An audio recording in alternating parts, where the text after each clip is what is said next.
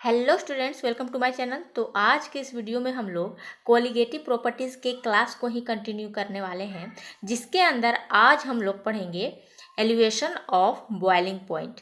Elevation का मतलब ही होता है इंक्रीज, यानी कि इंक्रीज ऑफ बॉइलिंग पॉइंट। तो चलिए देखते हैं एलिवेशन ऑफ बॉइलिंग पॉइंट होता क्या है।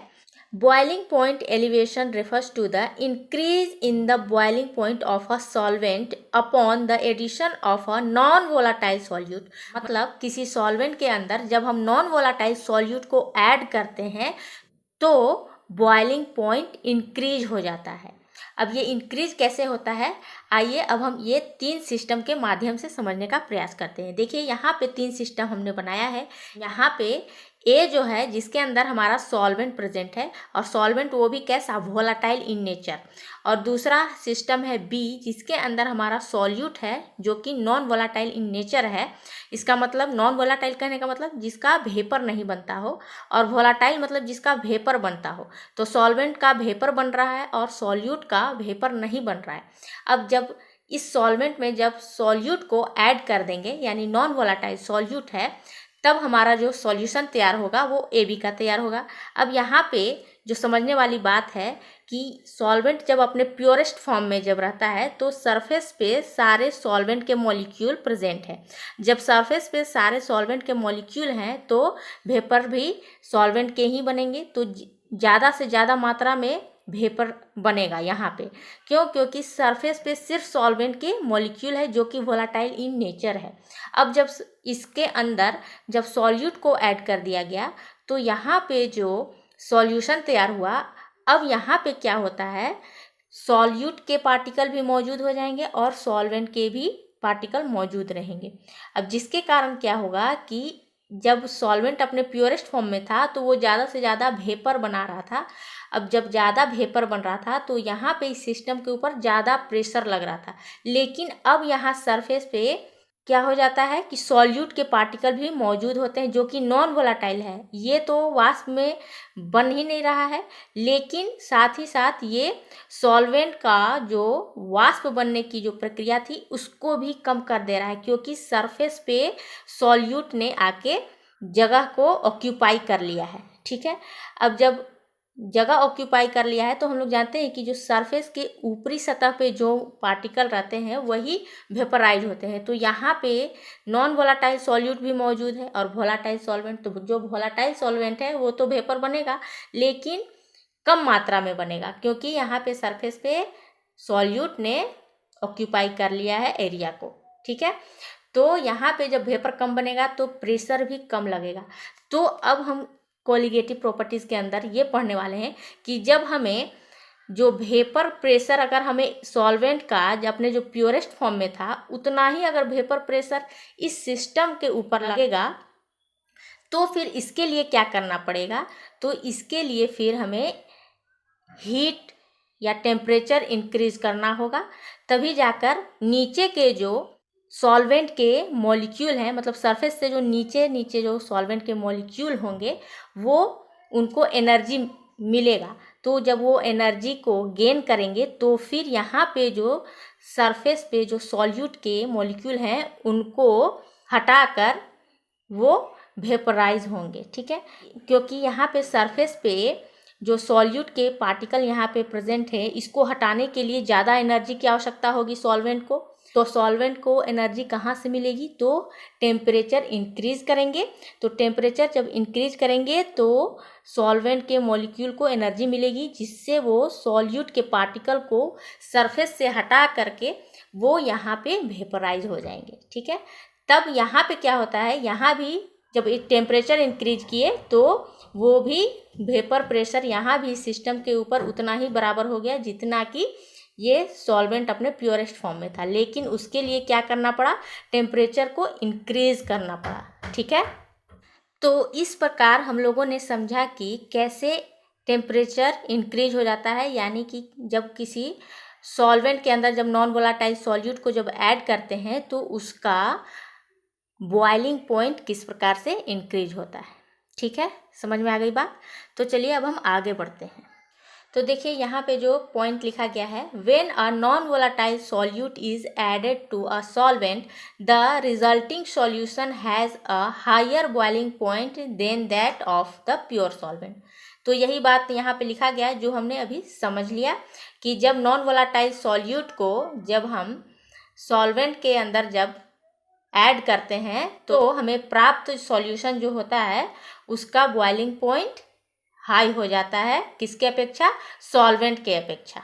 ठीक है, और क्यों होता है इसका कारण हमने अभी अभी जान ही लिया है। ठीक है, तो अब ये बार बार बॉइलिंग पॉइंट का जिक्र हो रहा है, तो अब हम बॉइलिंग पॉइंट होता क्या है उसे समझ लेते हैं पहले। The boiling point of a liquid is the temperature at which the vapour pressure of the liquid becomes equal to the atmospheric pressure. मतलब कि किसी लिक्विड का या फिर किसी द्रव का जो बॉइलिंग पॉइंट होता है उसका जब वेपर प्रेशर एटमॉस्फेरिक प्रेशर के बराबर जब हो जाता है तब वो द्रव जो है या फिर वो जो लिक्विड है वो बॉयल होना शुरू हो जाता है। ठीक है, अब बॉइलिंग पॉइंट को एग्जांपल से समझ लेते हैं। देखिए, वाटर बॉयल्स एट 373.15 केल्विन, जिसे अगर हम सेल्सियस में बात करें तो 100 डिग्री सेल्सियस। ठीक है, because at this temperature the vapour pressure of water is 1.013 बार या फिर 1 एटमॉस्फेयर। मतलब वाटर जो होता है वो बॉयल होना शुरू करता है कितने तापमान पर? 373.15 केल्विन। अगर सेल्सियस की बात करें तो 100 डिग्री सेंटीग्रेड तापमान पर वाटर बॉयल होना शुरू हो जाता है, क्योंकि उस समय वाटर का जो वेपर प्रेशर होता है वो 1 एटमॉस्फेरिक प्रेशर के बराबर हो जाता है। ठीक है, तो अब हम लोगों ने यहाँ तक तो समझ ही लिया है। अब हम इसी चीज को ग्राफ में समझने का प्रयास करते हैं। अब तक जितनी बातों को हमने समझा है उस सभी चीज़ों को हम ग्राफ के द्वारा प्लॉट करने सीखेंगे। तो चलिए देखते हैं ग्राफ कैसे बनता है। तो यहाँ पे देखिए हमने एक ग्राफ को प्लॉट किया है। अब ये ग्राफ क्या रिप्रेजेंट करता है वो पहले हम लोग समझ लेते हैं। देखिए यहाँ पे वाई एक्सिस के अलोंग हम लोगों ने वेपर प्रेशर बनाया है। ठीक है, और एक्स एक्सिस के अलोंग हमने रखा है टेम्परेचर को, वो भी केल्विन में। ठीक है, अब यहाँ पे इस पॉइंट को हम लोगों ने मान लिया है 1 एटमॉस्फेरिक प्रेशर। ठीक है, कि इस पॉइंट पे जो वेपर प्रेशर होगा वो 1 एटमॉस्फेरिक प्रेशर के बराबर होगा। अगर बार में कहे तो 1.013 बार। ठीक है, अब यहाँ पे देखिए ये जो कर्व आपको नज़र आ रहा है वो सॉल्वेंट का है, और दूसरा कर्व आप देख पा रहे होंगे सॉल्वेंट के नीचे वो सॉल्यूशन का है।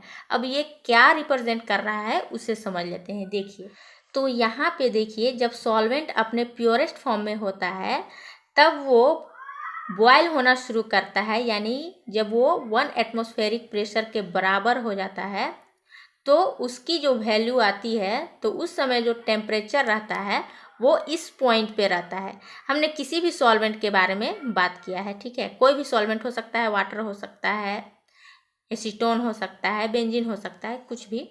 तो इसीलिए हमने यहाँ पे सॉल्वेंट ले लिया है। ठीक है, तो यहाँ पे मान लेते हैं कि इस तापमान पर, यहाँ से चलेंगे तो मान लेते हैं इस टेम्परेचर पर सॉल्वेंट जो है 1 एटमॉस्फेरिक प्रेशर के बराबर हो जाता है, यानी कि बॉयल होना शुरू हो जाता है।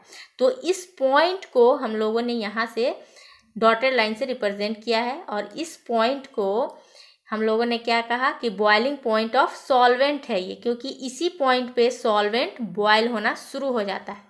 और दूसरा कर्व आप देख रहे हैं, सॉल्यूशन का जो कर्व दिख रहा है आपको वो सॉल्वेंट के नीचे है। क्यों? क्योंकि यहाँ पे सॉल्यूशन का जो वेपर प्रेशर है वो कम हो गया। जब कम हो गया तो यहाँ पे टेम्परेचर बढ़ानी पड़ेगी, तब जाके ये बॉयल होना शुरू होगा। ठीक है, सॉल्यूशन में टेम्परेचर को इंक्रीज करेंगे। तो कितना इंक्रीज करेंगे?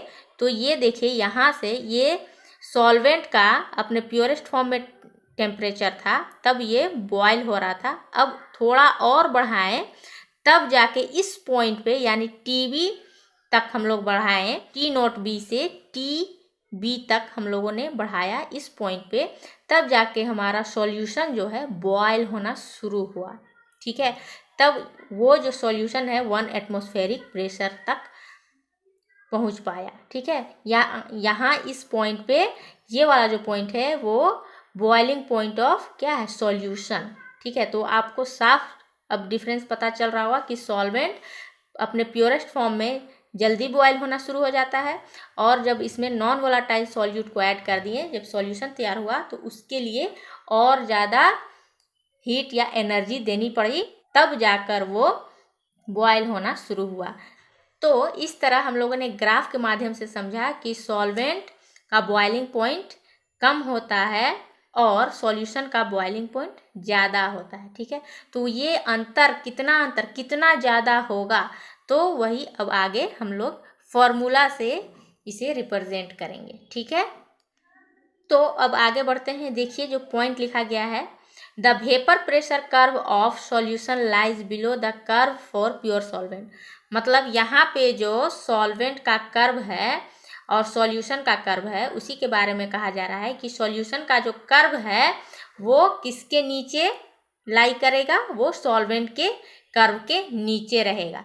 अब यहाँ पे देखिए, the diagram shows that delta TB denotes the elevation of boiling point of a solvent in solution. ठीक है, डेल्टा टीबी इक्वल टू क्या लिख सकते हैं, TB minus T naught B, यानी कि टीबी क्या है, बॉइलिंग पॉइंट ऑफ सॉल्यूशन को माइनस कर देंगे किससे, boiling point of pure solvent से, तो हमारा जो है एलिवेशन ऑफ बॉइलिंग पॉइंट निकल कर आ जाएगा कि कितना ज़्यादा इंक्रीज हुआ बॉइलिंग पॉइंट। ठीक है, तो इस प्रकार ये जो फॉर्मूला है वो एलिवेशन ऑफ बॉइलिंग पॉइंट का है। तो अब हमें एलिवेशन ऑफ बॉइलिंग पॉइंट के माध्यम से हमें मोलर मास ऑफ सॉल्यूट को कैलकुलेट करना है। तो हम लोगों ने relative lowering of vapour pressure के अंदर भी हम लोगों ने molar mass of solute calculate किया है। अब इसी तरह इस फॉर्मूले को और आगे बढ़ाएंगे हम लोग, उसके जरिए हम molar mass of solute calculate कर सकते हैं। तो चलिए आगे बढ़ते हैं। ठीक है, तो हमारा जो formula elevation of boiling point का जो फॉर्मूला निकल कर आया वो क्या है, delta T B equal to T B minus T naught B. ठीक है, अब यहाँ बात कही जा रही है, experiment have shown that for dilute solution the elevation of boiling point यानी delta T B is directly proportional to the molar concentration of the solute in a solution. इसका मतलब क्या कहा जा रहा है कि जब किसी डाइल्यूट सॉल्यूशन के ऊपर जब एक्सपेरिमेंट किया गया तो पता चला कि जो एलिवेशन ऑफ बॉइलिंग पॉइंट जो है वो किसके डायरेक्टली प्रोपोर्शनल है, मोलालिटी के प्रोपोर्शनल है। ठीक है, तो delta T B is directly proportional to small m. Small m किसको रिप्रेजेंट करता है, तो वो हमारा है मोलालिटी। ठीक है, अब delta T B is equal to क्या हो गया, के बी इंटू मोलालिटी। ठीक है, यहाँ पे इस इक्वेशन को हम लोग फर्स्ट मान ले रहे हैं क्योंकि आगे इसकी ज़रूरत पड़ेगी, और इस इक्वेशन को हम लोगों ने सेकेंड मान लिया है। ठीक है, अब यहाँ पे देखिए ये के बी कांस्टेंट जो है उसे क्या कहा जाता है, तो बॉइलिंग पॉइंट एलिवेशन कांस्टेंट कहते हैं या फिर मोलर एलिवेशन कांस्टेंट भी कहा जाता है, और इसे इबिलियोस्कोपिक कांस्टेंट भी बोला जाता है। ठीक है, अब यहाँ पे जो इम्पोर्टेंट चीज़ है कि ये के बी का यूनिट क्या होगा वो अब हम लोग कैलकुलेट कर लेते हैं। तो देखिए यूनिट ऑफ के बी कैसे निकालेंगे, के बी इजकल टू क्या हो जाएगा, delta T B divided by molality. यहाँ पे इस फॉर्मूले को ही ये के बी इजकल टू क्या आ जाएगा, ये मोलालिटी टी बी के नीचे आ जाएगा, तो delta T B divided by molality. अब यहाँ टी बी को यानी कि टेम्परेचर को हम लोगों ने किस में लेना है, केल्विन में लेना है, और मोलालिटी का यूनिट क्या होता है, मोल पर केजी। ठीक है, हम लोगों ने पढ़ा है। अब इसे जब सॉल्व करेंगे तो यूनिट हो जाएगा केबी का केल्विन केजी पर मोल। इस तरह हम लोगों ने यूनिट भी निकालना सीख लिया। अब इस इक्वेशन को और सॉल्व करते हैं, तो एलिवेशन ऑफ बॉइलिंग पॉइंट यानी delta T B is equal to K B into molality को हम लोग सेकेंड इक्वेशन मान लेते हैं। अब मोलालिटी हम लोगों ने पढ़ ही लिया है, क्या होता है, मोल्स ऑफ सॉल्यूट यानी N B divided by mass of solvent in K G यानी डब्ल्यू ए से रिप्रेजेंट करते हैं। अब मोलालिटी इक्वल टू क्या हो गया, NB डिवाइडेड बाय WA। अब अगर प्रश्न में अगर मास ऑफ सॉल्वेंट अगर ग्राम में दिया हुआ हो तब उसे हम लोग केजी में कन्वर्ट करेंगे। तो केजी में कन्वर्ट करने के लिए हमें 1000 से डिवाइड करना पड़ेगा, ठीक है। तो ये वाला जो 1000 है वो ऊपर चला जाएगा, यानी मोलालिटी इक्वल टू क्या हो जाएगा, number of moles of solute into 1000 divided by mass of solvent in gram, ठीक है। अब यहाँ पे इस NB के वैल्यू के जगह पे हम लोग क्या लिख सकते हैं, यानी number of moles of solute कैसे निकाल सकते हैं, मास ऑफ सॉल्यूट यानी जो भी गिवन मास होगा यानी WB divided by molar mass of solute यानी MB, ठीक है। तो अब हम NB के जगह पे इस जगह पे अब हम लोग W/MB वैल्यू को पुट कर देते हैं, ठीक है। तो जब मोलालिटी इक्वल टू हम लोगों ने क्या किया, WB यानी कि मास of solute divided by molar mass of solute और इनटू 1000 डिवाइडेड बाय WA यानी मास ऑफ सॉल्वेंट इन ग्राम, ठीक है। अब इस इक्वेशन को हम लोगों ने थर्ड मान लिया है, ठीक है। अब इसे और आगे जब सॉल्व करेंगे तो अब यहाँ पे देखिए, put the value of equation third, यानी इस इक्वेशन को हम लोगों को सेकेंड इक्वेशन में इवेल्युएट कर देने पर हमें जो प्राप्त होता है वो डेल्टा TB इक्वल टू क्या हो जाएगा, KB into WB into 1000 divided by MB into WA, ठीक है।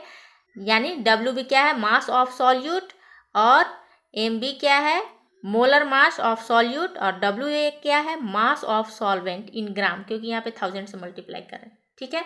तो ये था हमारा एलिवेशन ऑफ बॉइलिंग पॉइंट का ये दूसरा फॉर्मूला, ठीक है। अब हम इसी फॉर्मूले का इस्तेमाल करके अब हम लोग molar mass of solute calculate कर सकते हैं, यानी इस वैल्यू को अगर हम इधर कर दें तो हमें मोलर मास ऑफ सॉल्यूट भी पता चल जाएगा। तो देखिए, molar mass of solute equal to क्या हो जाएगा, KB into WB into 1000 divided by delta TB into WA। तो इस फॉर्मूले के माध्यम से हम लोगों ने molar mass of solute calculate कर सकते हैं, ठीक है। अब यहाँ पे जो स्टेटमेंट लिखा हुआ है उसे भी पढ़ लेते हैं। Thus in order to determine MB यानी molar mass of solute, non mass of solute in non mass of the solvent is taken and delta TB is determined experimentally for a non solvent whose KB value is non। मतलब इतना जो statement लिखा है इसका मतलब यही हुआ कि अगर किसी सिस्टम में इन सभी की वैल्यू अगर दी गई है तो हम लोग मोलर मास ऑफ सॉल्यूट को कैलकुलेट कर सकते हैं, ठीक है। जहाँ पे KB की वैल्यू भी गिवन हो, WB की वैल्यू भी गिवन हो, डेल्टा TB की वैल्यू भी गिवन हो और WA की वैल्यू भी गिवन हो, या फिर हमें पता चल जाए तो, ठीक है। तो इस प्रकार हम लोगों ने एलिवेशन ऑफ बॉइलिंग पॉइंट के माध्यम से मोलर मास ऑफ सॉल्यूट को कैलकुलेट करना सीखा, ठीक है। अब हम इससे रिलेटेड एक प्रश्न को भी सॉल्व कर लेते हैं, ठीक है। हमारे NCERT बुक में ही एक क्वेश्चन दिया गया है एग्जाम्पल में। वो क्वेश्चन है, देखिए, 18 gram of glucose C6H12O6 is dissolved in 1 kg of water in a saucepan. At what temperature will water boil at 1.013 bar? KB for water is 0.52 kelvin kg पर मोल। इसका मतलब क्या कहा जा रहा है कि 18 ग्राम ग्लूकोज को जब 1 किलोग्राम जल में डिज़ोल्व किया जाता है तब उसके बाद जो उसका वाटर की बॉइलिंग पॉइंट को कैलकुलेट करना है, जिसका प्रेशर दिया गया है 1.013 बार, ठीक है, और KB की वैल्यू भी दी गई है 0.52। तो चलिए इसे सॉल्व करते हैं। तो देखिए क्वेश्चन में क्या क्या दिया गया है, पहले वो समझ लेते हैं। तो क्वेश्चन के अंदर हमारा जो सॉल्यूट है वो है C6H12O6 यानी ग्लूकोज, और सॉल्वेंट हमारा क्या है, वाटर। इतना तो पता चल गया। और क्या वैल्यू दी गई है, KB की वैल्यू दी गई है 0.52 केल्विन kg पर मोल, ठीक है।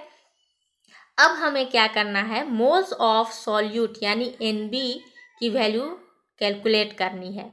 तो NB इक्वल टू क्या होता है, mass divided by molar mass. Mass कितना दिया गया है, 18 ग्राम गिवन है। मोलर मास हम लोग कैलकुलेट कर सकते हैं बेंजीन की। तो मोलर मास ऑफ बेंजीन कैसे कैलकुलेट होगा, यानी C6H12O6। तो यहाँ पे देखिए कार्बन कितना है, 6 है। कार्बन का एटॉमिक मास कितना होता है, 12। तो 12 × 6 कितना हो जाएगा, 72।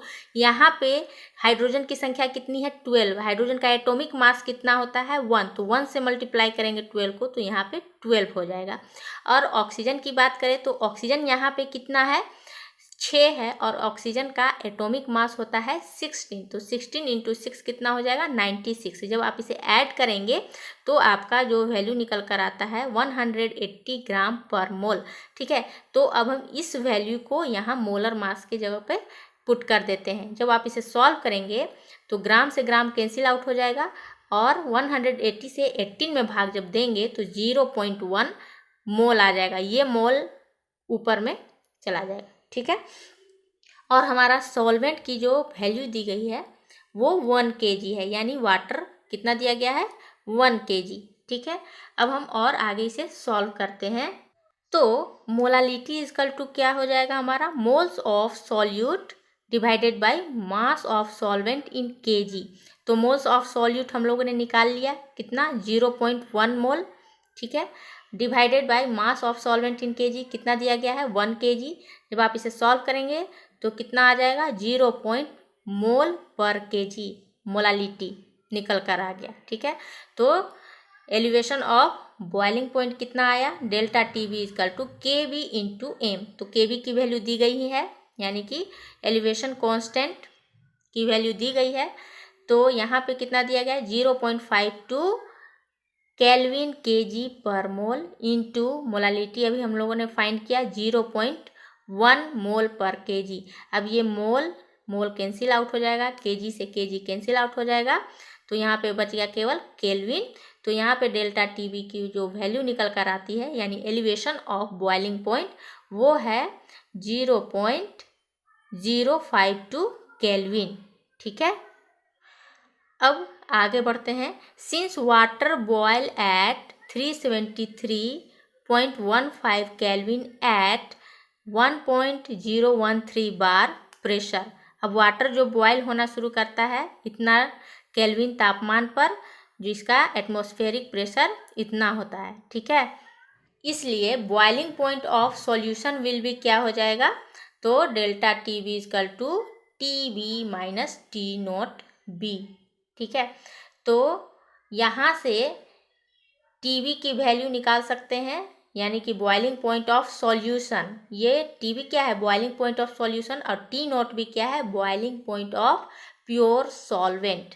ठीक है, तो यहाँ पे TB इक्वल टू क्या आ जाएगा, डेल्टा TB + T0B। ये इधर आएगा तो प्लस हो जाएगा। तो अब हम सारे वैल्यू को पुट कर देते हैं। तो डेल्टा TB की वैल्यू अभी हम लोगों ने फाइंड किया 0.052 केल्विन, प्लस T0B की जो वैल्यू है 373.15 केल्विन। जब आप इसे ऐड करेंगे तो 373.202 केल्विन वैल्यू निकल कर आता है। ठीक है, तो डेल्टा TB इक्वल टू क्या हो जाएगा, यानी कि सॉल्यूशन हमारा किस पॉइंट पे बॉयल होना शुरू करेगा, तो केल्विन तापमान पर। ठीक है, तो आज के इस वीडियो में बस इतना ही। मिलते हैं नेक्स्ट वीडियो में, तब तक के लिए good bye, take care, thank you.